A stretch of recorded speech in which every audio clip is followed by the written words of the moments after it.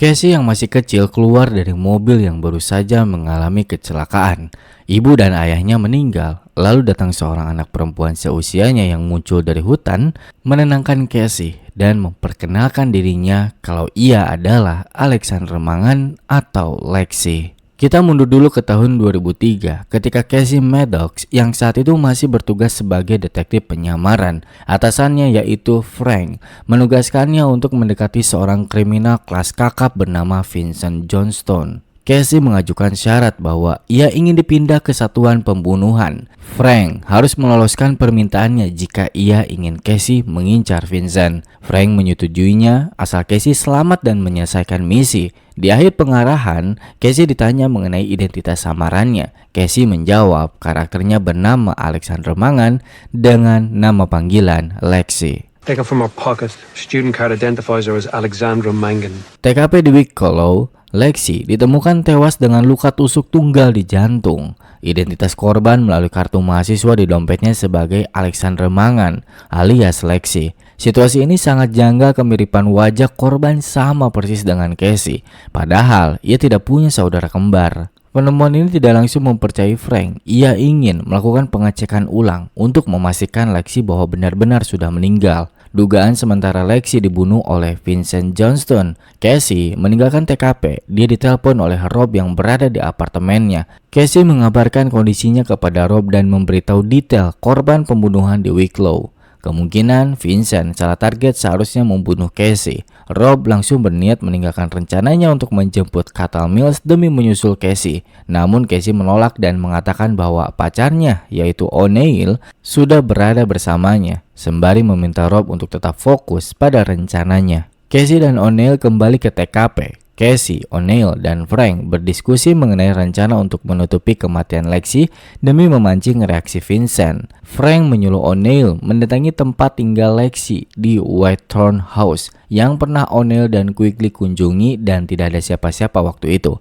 Memberitahu teman-teman sekamarnya bahwa Lexi masih hidup. O'Neill menentang keras instruksi tersebut, padahal kenyataannya korban udah tewas terbunuh. Namun, Frank menegaskan langkah ini penting karena kawasan tersebut kemungkinan besar masih diawasi oleh orang suruhan Vincent. Casey yang berada di lokasi juga mendesak O'Neill agar menuruti perintah tersebut. Akhirnya, setelah perdebatan, O'Neill menerimanya.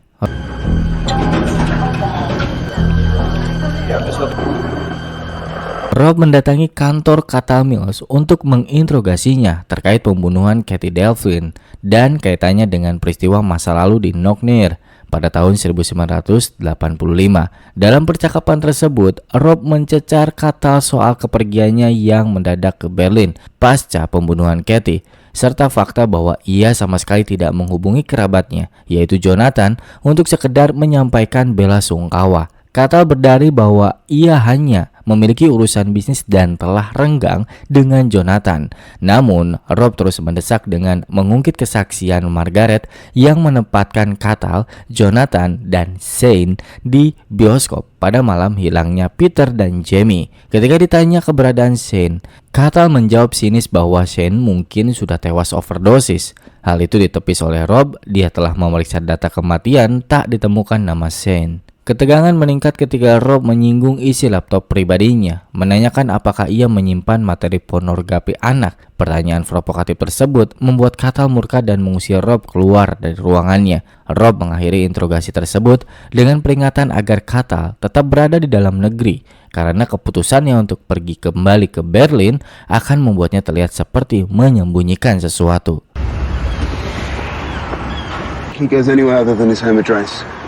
Casey dan Frank mengunjungi penjara untuk menemui Vincent. Casey meminta untuk berhadapan dengannya seorang diri. Tak ada obrolan penting, tak ada perdebatan. Vincent cuma memaki-maki Casey, dan Casey pun cuma memperhatikan Vincent lalu pergi. Dia kembali menemui Frank lalu berkata, ini tidak ada hubungannya dengan dia. Di kantor polisi, proses pemeriksaan foto-foto wajah pembunuhan Katie Delphine ternyata berat bagi Damian. Damian meminta maaf karena merasa tidak dapat mengenali pria yang ia lihat di antara tumpukan foto tersebut. Menyadari tingkat stres yang dialami Damian, Rob menyuruh Quigley berikan waktu istirahat kepada Damian. Selesai istirahat, tunjukkan foto Cathal kepada Damian. Di tengah kesibukan, O'Kelly memanggil Rob untuk membahas keluhan yang baru saja masuk. dari pihak pengacara Catal Mills. Rob menanggapinya dengan santai. Rob memberikan informasi penting mengenai Catal yang diduga memiliki ketertarikan menyimpang terhadap anak di bawah umur. Informasi ini dikaitkan dengan pola usia para korban dan saksi di masa lalu, mulai dari Jamie Rowan, Katie Devlin, dan hingga Margaret, semuanya anak di bawah umur. Selama ini mereka mengira kesaksian Margaret dipengaruhi oleh Jonathan Devlin, suaminya. Namun kini muncul dugaan kuat bahwa pengaruh tersebut sebenarnya berasal dari Catal. Untuk mendalami hal ini, Rob berencana menemui Simon Cameron guna menggali informasi lebih dalam mengenai masa lalu Margaret. Di akhir percakapan, O'Kelly menyinggung insiden terkait Casey Maddox dan kematian wanita yang menggunakan identitas samarannya yaitu Lexi, menyebutnya sebagai kekacauan besar bisa mengganggu penyelidikan. O'Kelly ingin Casey segera ditarik kembali untuk bergabung. Kita berpindah ke ruang otopsi. Hasil pemeriksaan forensik terhadap jenazah korban yang menggunakan identitas Lexi mulai diungkapkan secara rinci oleh Dr. Cooper. Waktu kematian diperkirakan terjadi antara pukul 1 hingga setengah 2 pagi. Senjata yang digunakan adalah bilah tajam sepanjang 8 inci dengan kedalaman 1 inci yang menyebabkan arteri aorta teriris sempurna tanpa sempat tertahan oleh tulang rusuk. Korban memiliki golongan darah O resus negatif dengan hasil tes toksiologi negatif dari alkohol maupun obat-obatan. Lexi juga tidak memiliki catatan kriminal, riwayat operasi maupun rekam jejak gigi tiruan. Meskipun terdapat noda ringan akibat anggur, kopi, dan rokok, Dr. Cooper menyampaikan temuan paling mengejutkan dari hasil otopsi tersebut. Korban ternyata sedang hamil 3 bulan. Adegan kemudian flashback ketika Casey masih kecil. Ada sebuah kunjungan seorang pemuka agama ke rumah mereka, Romo Anthony. Lalu Casey disuruh untuk menunggu di kamar. Saat di kamar, Casey berinteraksi dengan Lexi dan mereka memulai merusak kamar. Entah, mungkin Casey mengalami gangguan kejiwaan setelah kecelakaan atau gimana. Tapi anehnya, Casey memeriksa kehamilan dengan tes pack hasilnya positif. Frank datang menemui Casey, mengubah rencana secara mendadak. Casey diminta untuk menyamar menjadi Lexi lagi selama beberapa jam di rumah sakit agar teman-teman serumah korban dapat datang dan menjenguknya. Saat keempat teman serumah Lexi atau asrama yaitu Daniel March, Raphael Lahiri, Abigail Stone, dan Justin Mannering tiba di rumah sakit, Frank menemui mereka dan menyampaikan kebohongan bahwa kondisi Lexi masih kritis namun sedang berjuang di ambang maut. Ketika disinggung soal keluarganya, teman-teman Lexi dengan tegas menyatakan bahwa korban tidak memiliki keluarga lain dan menganggap mereka berempat sebagai keluarganya sendiri. Setelah kunjungan, Frank mengungkap fakta mengenai Daniel di masa lalunya, hampir membunuh seorang siswa di sekolah asrama sebelum kasusnya ditutupi oleh keluarganya sendiri. Hingga akhirnya ia mewarisi Whitethorn House dan membagikannya kepada ketiga temannya serta Lexi. Informasi ini membuat mereka menyadari bahwa kasus ini kemungkinan besar tidak ada hubungannya dengan Vincent. Menjelang akhir percakapan, Frank membujuk Casey untuk kembali menyamar dan memperpanjang penyamaran Lexi dengan dalih membantu mengungkap siapa pembunuhnya. Namun Casey menolak. Rob mencari Simon di sanggar tempat latihan balet, namun ia justru mendapati Rosalind sedang berada di sana bersama Jessica. Mereka sempat ngobrol. Rosalind mengungkapkan betapa terpukulnya ia atas kematian Katie dan merasa bersalah karena mendiang saudarinya itu tidak pernah menceritakan bahwa dirinya sedang diikuti. Sebelum akhirnya Jonathan datang menegur Rosalind dan memintanya untuk berhenti bicara dengan Rob. Jonathan menegur Rob keberatan atas tindakan Rob yang menemui anak-anaknya tanpa izin. Rob membahas bahwa Rosalind sudah berusia 18 tahun, tidak memerlukan lagi izin siapapun. Rob kemudian mengalihkan pembicaraan dengan menunjukkan foto Catal Mills yang baru saja kembali mendarat di Dublin pagi itu. Rob menanyakan apakah dia pernah melihat pria tersebut berkeliaran di sekitar mereka. Jonathan mengelak dan menegaskan bahwa Catal bukan lagi temannya sehingga tidak ada hubungannya dengan dirinya. Namun, Rob langsung melontarkan peringatan, menyarankan agar Jonathan menggunakan kesempatan ini untuk memikirkan kembali dan mengubah pernyataan lamanya, termasuk kesaksiannya dari tahun 1985. Percakapan itu diakhiri oleh Jonathan dengan memperingati Rob untuk menjauhi anak-anaknya. Setelah itu, kita berpindah. Alana terlihat lagi di jalan. Tiba-tiba ia diserang oleh 2 orang perempuan dan menggunting rambutnya Alana. Adegan berlanjut ketika Jonathan menerima panggilan telepon misterius, mempertanyakan dari mana orang tersebut mendapatkan nomor telepon rumahnya. Setelah panggilan ditutup, ia langsung didatangi oleh Rosalind yang penasaran, bertanya siapa penelpon tadi. Jonathan malah mengalihkan pembicaraan dengan menyuruh Rosalind untuk segera mengemas barang-barang Margaret dan Jessica. Ketika Rosalind bertanya apakah Jonathan akan ikut, ia menjawab hanya akan mengantar mereka lalu kembali sendirian. Rosalind protes karena ia tidak terima harus merawat ibu dan saudaranya seorang diri dengan fasilitas seadanya. Ia mendesak ayahnya untuk menjelaskan alasan kepindahan mendadak tersebut serta siapa orang yang baru saja menelponnya. Alih-alih memberikan jawaban, sang ayah langsung membentak lalu memerintahkannya untuk segera mengemas barang tanpa banyak tanya. Do as you are told. Di ruang arsip basement, Quigley membawa kabar untuk Rob. Hasil pemeriksaan Damian yang ternyata tidak mengenali satupun dari foto-foto wajah yang ditunjukkan kepadanya. Melihat kondisi saksi yang sudah sangat kelelahan, stres dan keberatan secara emosional setelah berjam-jam menatap ratusan foto pelaku kejahatan. Namun, Rob meminta agar Damian dipanggil lagi besok untuk melanjutkan proses identifikasi. Ia bahkan mengusulkan agar foto Cathal yang sama dimodifikasi bagian rambutnya untuk melihat apakah itu dapat memicu ingatan Damian. Setelah Quigley keluar, Rob mengingat masa lalu ketika dia bersama Jamie dan Peter di hadapan Cathal yang mengejek dengan sebutan jailbreak kepada Jamie. Adam terfokus pada ucapan Shane yang berbisik menyuruh mereka untuk pergi sekarang juga. Di rumah, Casey dan O'Neill terlibat dalam perdebatan serius mengenai Lexi. Di tengah kesibukan Casey memasak, O'Neill bersikeras bahwa korban adalah orang nyata yang memiliki kehidupan, kebiasaan seperti merokok dan minum, serta fakta bahwa ia sedang hamil, sehingga polisi pada akhirnya pasti akan berhasil mengungkap identitas aslinya. Namun, Casey dengan tegas menepis anggapan tersebut dan bersikeras bahwa Lexi tidak pernah ada karena ia sendiri yang menciptakannya. Obrolan itu seketika terpotong oleh panggilan telepon yang masuk ke ponsel Casey. Casey berubah drastis ketika menerima panggilan itu. Ia lantas memberitahu O'Neill memintanya untuk segera mengantarkan ke rumah sakit. Jesus Christ, Mama.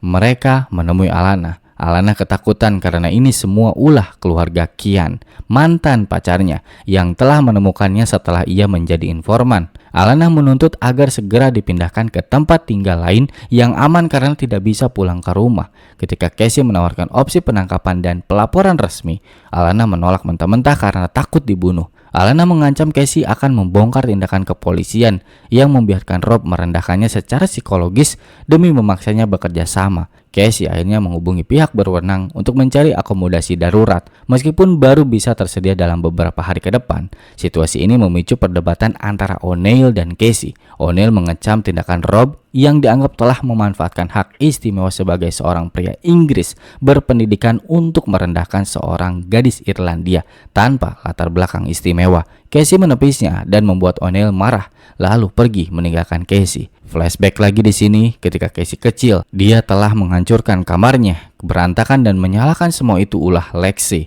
Kembali ke masa kini, Casey masih di rumah sakit menunggu Alana. Tak lama datang Rob. Dia sepakat dengan Casey akan memberikan tempat tinggal baru kepada Alana demi keselamatannya. Lalu panggilan telepon muncul dari Phelan. Dia memberitahu bahwa Cathal pergi bukan menuju jalan pulang rumah. Rob menyuruh Phelan untuk mengikutinya terus dan Rob segera menyusul dengan Casey. Singkat cerita, Rob sampai lokasi Phelan berada. Phelan berhenti sedangkan Rob terus mengejar Cathal. Cathal menuju daerah perhutanan. Dia menemui Jonathan yang sudah menunggunya. Jonathan menuntut penjelasan mengenai apa saja yang telah Cathal katakan kepada pihak kepolisian tentang malam kejadian di masa lalu. Belum menjelaskan dengan detail, Jonathan langsung menyerang Cathal. Jonathan menghantam Cathal hingga hidungnya berdarah-darah. Di tengah kemarahannya, Cathal juga meluapkan kekesalannya, menceritakan Shane yang kerap berkeliaran meneriakkan omong kosong tentang He Rise dan membuat para detektif mengincarnya. Ia bersumpah akan menghabisi Shane jika sampai berani mendekatinya. Dari sini kita mengetahui identitas Sucipto sebenarnya adalah Shane. Selepas meluapkan amarahnya, Cathal langsung masuk ke mobil dan pergi meninggalkan lokasi. My daughter! My baby is dead! Did you think that we were gonna live normal lives? Secara diam-diam dari tadi Rob dan Casey menguping mereka. Setelah bubar, investigasi beralih pada kesimpulan bahwa Menemukan Shane adalah kunci utama untuk membongkar misteri tahun 1985, termasuk nasib Jamie dan Peter, sekaligus mengungkap pembunuh Katie Devlin. Dalam percakapan berikutnya, Rob membahas hubungan pribadi Casey dengan O'Neill, di mana Casey mengakui bahwa ia tidak mungkin bisa menjelaskan masa lalunya kepada O'Neill. Casey bahkan menyebut bahwa semua sisi berani dan liar dalam dirinya selama ini sebenarnya adalah persona Lexi. Di tengah obrolan tersebut, suara dentuman keras yang mencurigakan tiba-tiba terdengar dari luar. Rob mengecek keluar sedangkan Casey berada di dalam. Casey yang di mobil, dia mengingat momen kecelakaan yang menimpanya waktu itu. Pada saat itu, Casey bersama kedua orang tuanya sedang dalam perjalanan. Kecelakaan itu akibat kelalaian sang ayah yang tidak melihat keberadaan rusa di tengah jalan. Setelah itu, di momen itulah Casey menemukan Lexi yang tiba-tiba muncul di tengah hutan. Rob yang tengah mengecek ternyata dirinya menabrak seekor rubah. Casey turun dari mobil dalam keadaan menangis, membuat Rob bertanya-tanya. Casey hanya memeluk Rob dan terjadilah adegan mantap-mantap. Dan paginya, Rob terbangun di apartemennya Casey sambil mengingat kebersamaan mereka yang membuat Rob agak kurang nyaman. Casey ke kantor pagi-pagi, lalu Quigley memberitahu Casey bahwa Damian terpaksa absen karena harus tinggal di rumah untuk merawat ibunya yang sedang sakit. Ketika Casey menanyakan keberadaan Rob dan O'Neill, Quigley bilang Rob sedang berada di ruang arsip basement, sedang memeriksa sekantung sampah. Quigley kembali bekerja. Dia mendengarkan pesan suara dari Alicia, menyarankan polisi mencari Adam dan menanyakan apa yang ia lakukan di dalam hutan. Casey menemui Rob. Rob melontarkan komentar sinis yang menusuk dengan mengatakan bahwa gadis yang menangis membuatnya bergairah. Kemudian menambahkan bahwa jika hal itu bisa membuatnya merasa lebih baik, Casey bisa saja meyakinkan dirinya bahwa semua kekacauan ini dilakukan oleh Lexi. Sontak Casey marah dan menampar Rob. Baginya Rob sama seperti neneknya yang menganggap Casey tidak waras karena selalu bermain dengan teman imajinasinya yaitu Lexi. Kekecewaan Casey bertambah ketika dirinya berpapasan dengan O'Neill yang udah tidak ingin tegur sapa dengannya. Adegan episode 4 pun ditutup dengan Casey mendatangi Frank dan menerima tawaran menyamar lagi menjadi Lexi demi mengungkap siapa pembunuh Alexander Mangan atau Lexi. Flashback ketika Adam melihat Cathal menggoda Margaret di depan minimarket. Bualan Cathal nggak mempan buat Margaret. It's only the doctor could make you better, Cathal Mills. Adam pun pulang dari minimarket dengan seorang pria yang tidak diketahui siapa. Yang pasti dia mengajarkan kepada Adam bagaimana berbohong kepada wanita dan bagaimana memperlakukan seorang wanita. Namun anehnya ketika pria itu sakit, Adam yang tumbuh besar menjadi Rob tidak ingin memegang tangannya. Hubungan di antara mereka sudah renggang. Rob meminta untuk pertemuan kali ini agar profesional. Memasuki rapat, Rob menjelaskan kejadian yang menimpa Lexi memiliki hubungan dengan kasus kematian Katie Devlin. Rob mengatakan Casey akan menangani kasus pembunuhan Lexi ke depannya. Rapat terhenti karena Rob harus menemui saksi Simon, Jonathan, dan Cathal yang sudah berada di kantor. Rob memberikan foto Cathal terduga pria berjaket olahraga warna biru kepada Simon. Namun Simon sama sekali tidak pernah melihat pria tersebut. Rob kemudian mencoba mendalami dinamika keluarga Devlin melalui Simon yang telah mengejar Katie sejak kecil. Simon mengungkapkan bahwa selama ini Rosalind lah yang mengurus seluruh kebutuhan rumah tangga. Bahkan ketika Rosalind pergi beberapa hari pada bulan Mei, Simon dan Katie yang harus merawat Jessica karena Jonathan dan Margaret tidak bisa berbuat apa-apa. Ketika detektif menyinggung mengenai penyakit Margaret, Simon justru meragukannya. Pemeriksaan berlanjut pada kecurigaan adanya kekerasan seksual terhadap Rosalind dan Katie oleh Jonathan. Simon membantahnya. Ia yakin bahwa Katie pasti akan bercerita kepadanya jika hal itu terjadi. Di akhir pemeriksaan, Simon memberikan petunjuk penting mengenai lokasi persembunyian keluarga Devlin yang dibawa pergi oleh Jonathan, yaitu sebuah taman karavan di pantai Clougher Head, tempat favorit Katie saat liburan keluarga. You know what you're doing? Di ruang interogasi, Rob dan Phelan melakukan pemeriksaan paralel terhadap Cathal Mills dan Jonathan Devlin secara terpisah. Rob mendesak Catal mengenai luka di wajahnya, mencecar fakta bahwa luka tersebut didapat akibat pukulan dari Jonathan saat mereka bertemu di hutan, bukan karena bermain squash seperti alibi yang ia berikan. Di ruang sebelah, Jonathan mengakui telah memukul Catal karena diselimuti emosi, namun ia menyebut pertemuan tersebut dipicu oleh rasa kesalnya terhadap polisi yang terus mencecar keluarganya. Rob terus mendesak alibi kedua pria tersebut pada malam pembunuhan Katie Devlin, baik pada tanggal 24 Agustus saat pembunuhan terjadi maupun tanggal 25 Agustus ketika jasad Katie dipindahkan ke altar. Catal maupun Jonathan kompak mengaku berada di rumah masing-masing. Penyelidikan kemudian ditarik kembali ke peristiwa kelam 16 Agustus 1985 saat Jamie dan Peter menghilang. Catal dan Jonathan tetap pada kesaksian lama mereka menonton film di bioskop bersama Shane Waters. Rob membongkar kejanggalan dalam berkas lama, mempertanyakan aksi Shane yang pernah menghantam wajahnya ke wastafel saat interogasi polisi tahun 1985, serta menduga ada pihak yang menekan Shane untuk mengubah kesaksiannya. Rob menyerang mental Jonathan dengan menceritakan kehidupan pribadinya. Ia mempertanyakan bagaimana Jonathan bisa menikahi Margaret hanya karena telah menghamilinya, sementara Sandra yang juga dihamilinya justru ditinggalkan begitu saja. Rob menuduh Jonathan sengaja mengikat Margaret dalam pernikahan agar wanita itu tetap bungkam. Interogasi mencapai puncaknya ketika Rob menegaskan bahwa kebohongan kolektif yang disimpan oleh Jonathan, Catal dan Shane dan juga Margaret terkait peristiwa 1985 adalah alasan utama mengapa Katie Devlin berakhir tewas. Jonathan yang murka menegaskan bahwa Rob tidak tahu apa-apa dan gagal menjalankan tugasnya, namun Rob membalas dengan dingin bahwa dirinya justru sudah sangat dekat dengan kebenaran. Di ruang interogasi, Frank menyambut teman-teman serumah Lexi untuk memberikan update mengenai kondisi korban. Frank menyampaikan kabar bohong bahwa Lexi telah sadar dan mulai berbicara, meskipun kalimatnya masih melantur akibat pengaruh obat pereda nyeri.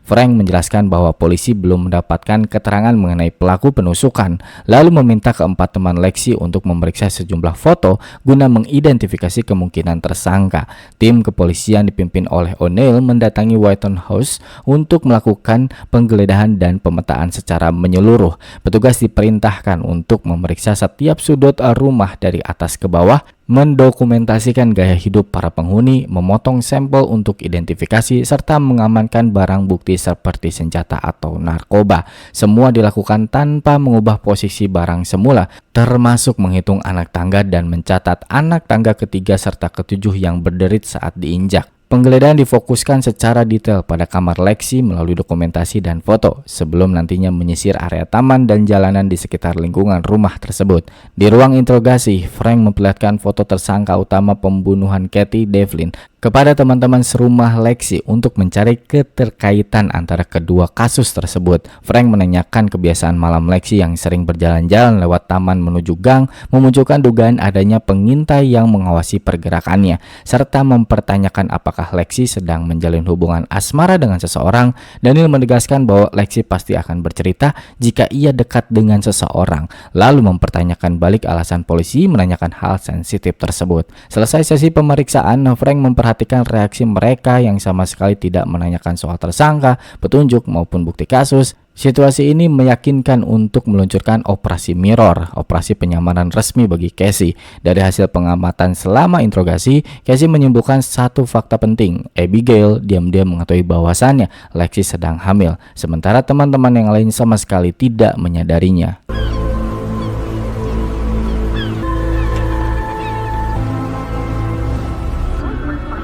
Rob menemui Margaret Devlin untuk menggali keterangan terkait hilangnya Jamie dan Peter pada 16 Agustus 1985. Rob meminta Margaret untuk tetap fokus menanyakan ingatan malam kejadian di tahun 1985.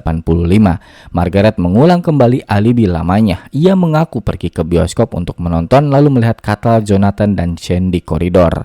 Rob langsung memotong cerita tersebut dan menyudutkan Margaret, menanyakan di mana ia sebenarnya berada saat para pria itu memintanya berbohong. Rob mendesak Margaret untuk berhenti dan menyadari betapa lelahnya hidup dalam kebohongan selama bertahun-tahun. Namun Margaret yang tampak terguncang secara mental hanya bisa mengulang kalimat yang persis sama hafalan alibinya. Rob mengakhiri percakapan dengan menegaskan bahwa ia akan membongkar seluruh kebenaran yang selama ini disembunyikan. Rob menyusul Rosalind dan Jessica. Rob memperlihatkan foto Cathal kepada Rosalind untuk memastikan apakah pria tersebut pernah terlihat di sekitar perumahan. Namun Rosalind menegaskan tidak pernah melihatnya. Rob kemudian mengalihkan pertanyaan ke kepergian Rosalind pada bulan Mei lalu untuk menginap di tempat seorang teman, sebuah fakta yang sebelumnya didapatkan Rob dari Simone. Ketika ditanya siapa teman yang dikunjunginya, Rosalind berdalih bahwa itu hanyalah seorang teman perempuan dari masa sekolah. Rob memancing dengan menyatakan kemungkinan teman tersebut adalah seorang laki-laki atau pria dewasa. Rosalind merespon dengan nada sinis atas penampilan fisiknya. Sebelum Rosalind pergi, Rob menyerahkan sebuah ponsel yang sudah dibayar penuh dan menyimpan nomor pribadinya di sana.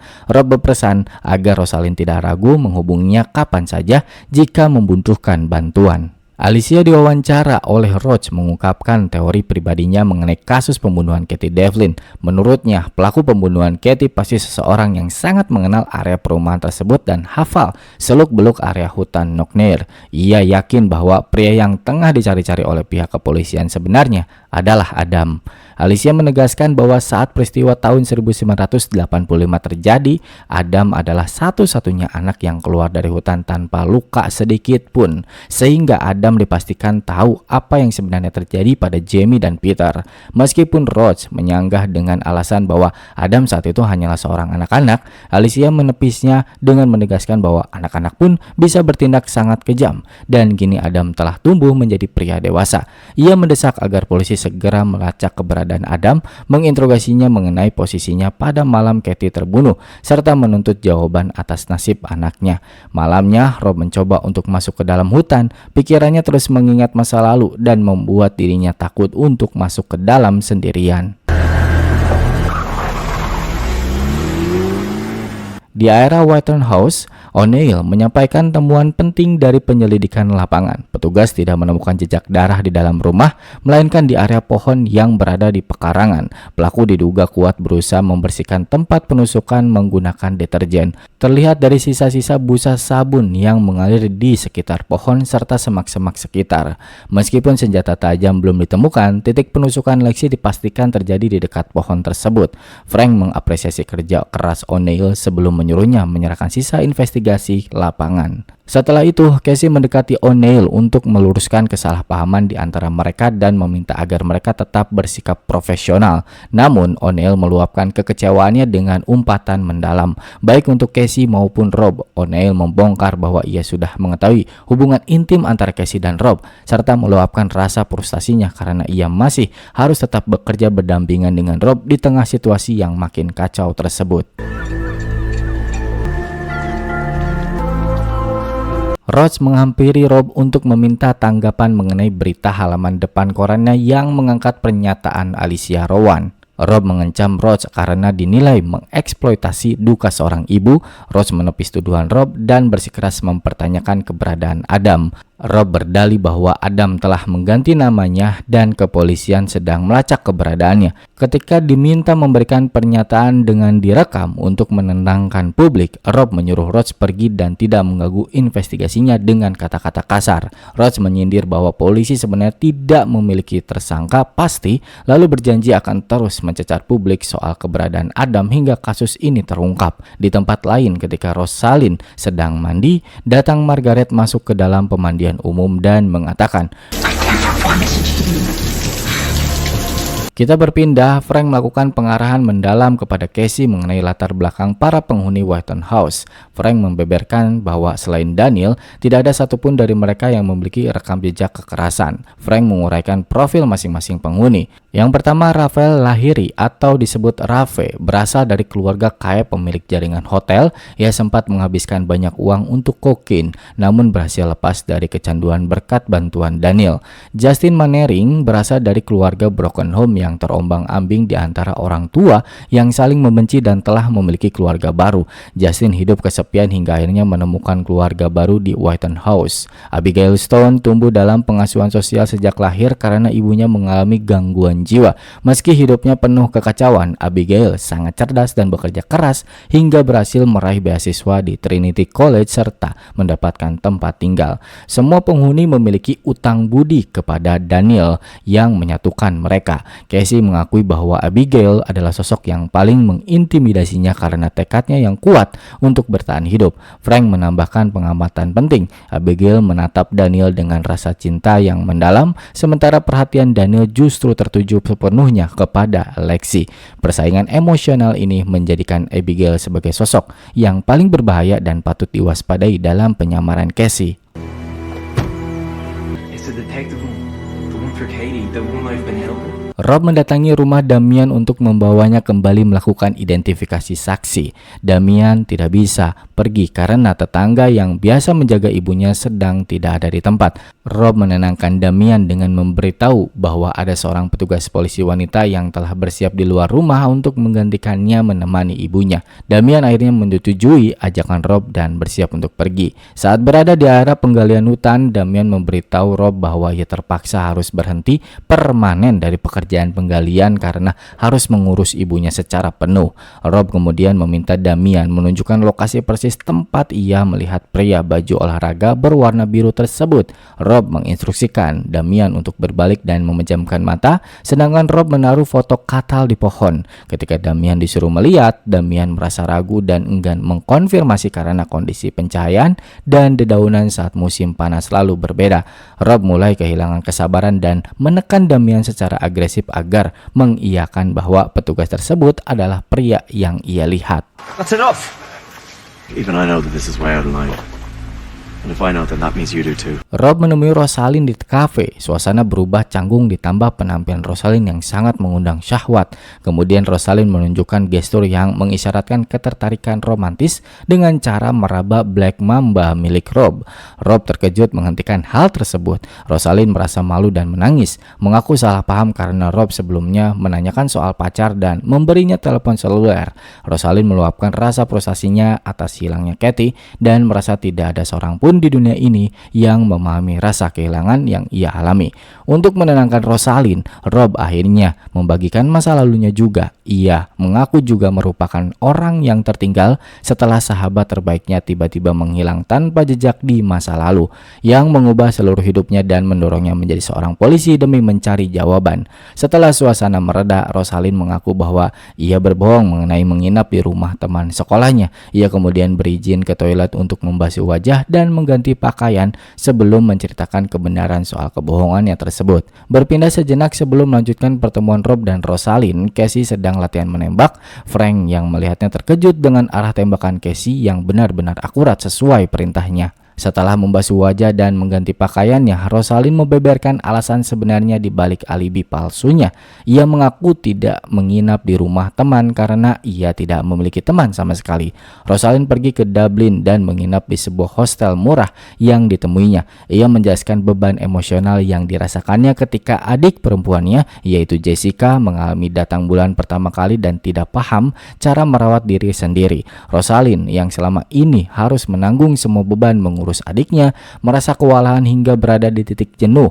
Ia memilih melarikan diri sejenak ke hostel kumuh di Dublin sebelum akhirnya kembali ke rumah untuk melanjutkan rutinitasnya. Rob berempati pada beban berat yang ditanggung Rosalind dan keduanya saling menguatkan atas rasa kehilangan serta penderitaan yang masing-masing mereka alami. Where are you going? Home. You've seen the time. I know Kelly's waiting for you. O'Kelly memprotes Rob karena umpatan kasar Rob yang terekam saat menanggapi jurnalis. Karena hal itu merusak citra polisi dan memicu kampanye pencarian Adam secara massal. Rob membalas dengan mengejutkan bahwa kampanye itu percuma. Adam dipastikan udah tewas beberapa tahun lalu akibat mobilnya menabrak pohon di Selandia Baru. Ya, Rob berbohong di sini. O'Kelly kemudian mempertanyakan perkembangan kasus Katie yang mengalami jalan buntu. Ia mengkritik Rob yang mempertaruhkan seluruh investigasi pada pencarian Shane, seorang tunawisma pecandu dengan gangguan mental yang bakal dengan mudah dipatahkan pengadilan, kata O'Kelly. O'Kelly pun mendesak Rob untuk meninjau ulang seluruh petunjuk dari awal demi menemukan kunci utama kasus ini, lalu menyuruhnya pulang untuk beristirahat. Frank dan Casey melakukan persiapan intensif untuk penyamaran Casey sebagai Lexi. Frank menguji daya ingat Casey mengenai detail fisik rumah Whitehouse, mulai dari anak tangga ketiga dan ketujuh yang berderit hingga lokasi penyimpanan alat dapur agar penyamarannya tidak memicu kecurigaan. Di tengah latihan, ponsel Lexi tiba-tiba berdering. Casey menjawabnya dengan berpura-pura sebagai Lexi. Seorang pria menanyakan kondisinya serta memastikan apakah rahasia atau hubungan mereka sempat dibocorkan. Setelah Casey meyakinkan bahwa rahasia mereka aman dan kesepakatan mereka tetap berlaku, pria itu berjanji akan menghubungi kembali sebelum membuang ponselnya. Frank terkejut mengetahui Lexi memiliki kontak rahasia, namun hal yang lebih mengejutkan, Casey mengenali nomor tersebut. Casey langsung mendatangi Rob untuk memberitahukan nomor telepon rahasia menghubungi ponsel Lexi adalah nomor yang sama yang digunakan untuk meneror Jonathan Devlin dan memberikan ancaman pembunuhan terhadap Katie. Casey menyuruh Rob menghubungkan benang merah antara kasus Lexi dan pembunuhan Katie. Namun Rob menepisnya dan berdalih bahwa itu bukan lagi fokus investigasinya. Percakapan mereka dengan cepat memanas ke ranah pribadi. Casey meminta Rob mengembalikan kunci apartemennya dan memberitahu bahwa O'Neill sudah mengetahui tentang hubungan intim mereka. Rob menanggapinya dengan sinis, menuduh O'Neill lebih memilih ambisi daripada kehormatan Casey. Ketika Casey mempertanyakan sikap Rob terhadap wanita, Rob merendahkannya dengan menyebut bahwa Casey sama aja dengan wanita lainnya. Casey yang kecewa mendengarnya pun menyebut Rob sebagai seorang penakut.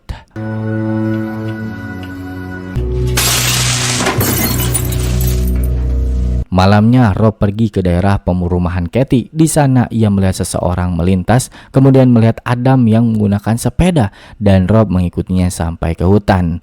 Dia memberanikan diri untuk masuk karena teringat perkataan Casey yang mengejeknya sebagai penakut. Di sini ia mendengar banyak suara-suara dari masa lalu, seperti pada saat ia bersama kedua temannya lari-lari, dan ia juga mengunjungi pohon besar yang dulu ia pegang erat sebelum petugas polisi menemukannya. Rob memegang kembali persis seperti dulu. Ingatan masa lalu pun muncul, mengungkap kejahatan mengerikan di masa lalu yang melibatkan Jonathan Devlin, Shane Waters, dan Cathal. Berawal dari permainan tebak ciuman dengan mata terpejam, situasi berubah menjadi aksi pelecehan dan pemerkosaan secara bergantian kepada Sandra yang diawali oleh Cathal. Meskipun wanita tersebut berteriak memohon dan berusaha melawan, Cathal menyuruh rekan-rekannya memegang tangan dan kakinya secara paksa. Peristiwa kelam dan trauma kejahatan seksual bersama ini menjadi rahasia besar yang selama 20 tahun lebih mengikat serta membungkam mereka. Setelah itu, kenapa Adam, Jamie, dan Peter dikejar-kejar? Karena mereka terpergok oleh Cathal. Di momen ini menjadi tegang dan menakutkan bagi Rob. Dia melihat Sandra yang kesakitan setelah dirudal paksa, lalu sepatu yang mengeluarkan darah, sampai suara-suara yang memanggil Rob dengan nama asli yaitu Adam. Hal ini membuat Rob ketakutan dan langsung lari terbirit-birit menuju mobilnya.